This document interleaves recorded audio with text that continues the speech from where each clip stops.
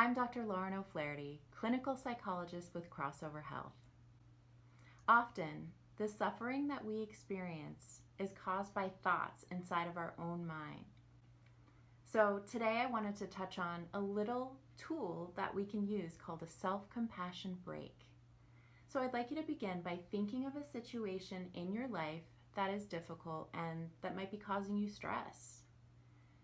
Put your hands over your heart.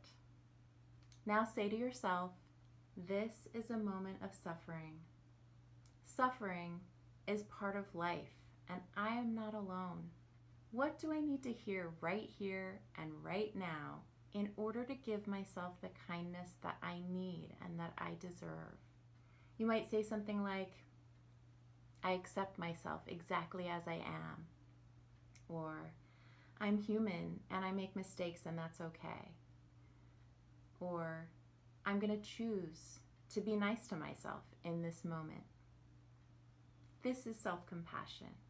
And this is a little tool that you can take with you to use anytime, day or night, when you're suffering or when you're feeling stressed.